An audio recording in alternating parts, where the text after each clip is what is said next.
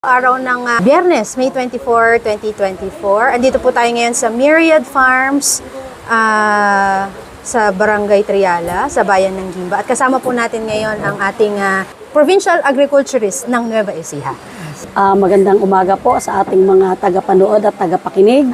Ako po si Jovit Agliam. Ako po ang acting provincial agriculturist ngayon ng Office of the Provincial Agriculturist ng Nueva Ecija. Sige. Doc Jovit, ito pong activity ngayon na nagaganap ay pakibigyan nga po kami ng kaunting background. Yes, actually, ito ngayon ay turnover ceremony ng mga facilities under Organic Agriculture Livelihood Project ng Department of Agriculture sa pakipagtulungan po ng Nueva Ecija Provincial Government, Office of the Provincial Agriculturist, ng local government po ng Gimba, na kung saan po ang sa kalipunan ng organikong magsasaka ng Nueva Ecija, ito po ay isang aktibong organisasyon sa ilalim po ng organic agriculture na kung saan po ay nagkaroon po tayo ng turnover ceremony para po sa facility at kasama po yung iba pa pong mga programa ng organic agriculture. Di ba pinopromote po natin ang organic farming? Ano na po ang itsura ng organic agriculture dito sa ating lalawigan? Yes, even before na maupo ako as acting provincial agriculturist, napaka-aktibo na po ng Nueva Ecija sa pangunguna po o leadership po ng ating minamahal na Governor Aurelio Matias Umali at ng ating Vice Governor Doc Anthony Umali, na kung saan po tayo ay na-awardan pa tayo bilang outstanding province noong mga nakaraang panahon. At kung saan po dito rin po sa ating lalawigan, marami po tayong mga aktibong samahan na nagpapatupad po ng mga programa ng organic agriculture at nagsusulong po ng mga objectives ng mga adhikain at mga advocacy ng organic agriculture. Kung saan, alam naman po natin ang organikong pagsasaka ay isang dapat na bigyan natin ng atensyon dahil para po maalagaan natin ang kalikasan natin at higit sa lahat ang human health.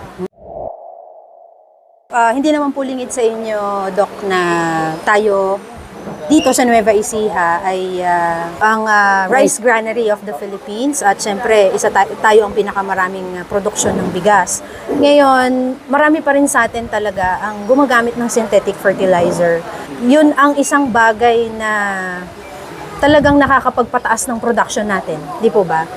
Paano po ninyo further na ipopromote ang paggamit ng organic fertilizer or organic agriculture dito sa mga magsasaka sa Nueva Ecija, considering na yung mga magsasaka natin ay hindi naman ganun karami kumita pagdating sa pagsasaka ng bigas at ng palay at pag organic kasi hindi naman siya commercialized yung mismong production. Tama po ba?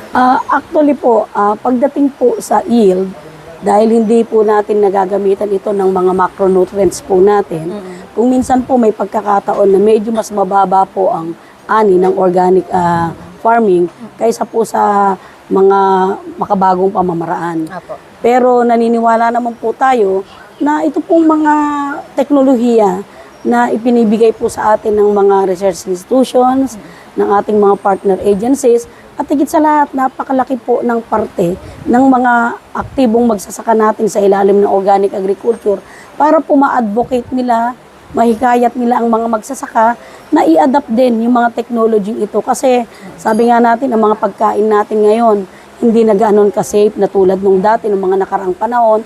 Kung kaya nga pong sinasabi nila, napakaraming mga sakit na lumilitaw ngayon dahil sa excessive use po ng mga chemical pesticides.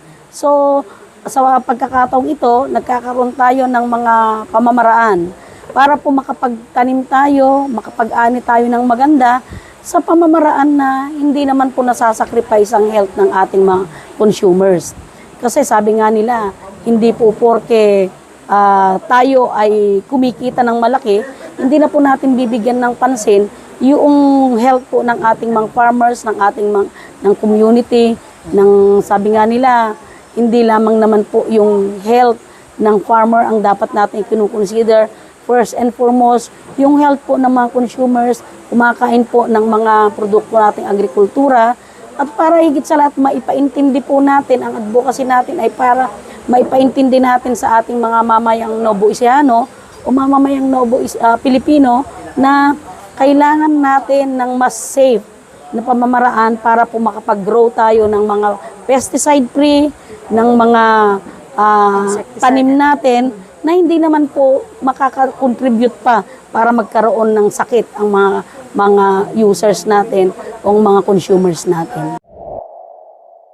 I don't know kung kasama po ba ito sa programa ng Rice Competitiveness Enhancement Fund. Pasok po ba ang organic farming pagdating sa... Actually, may isang aspeto na pinipilit din natin na ma-integrate ang safe farming.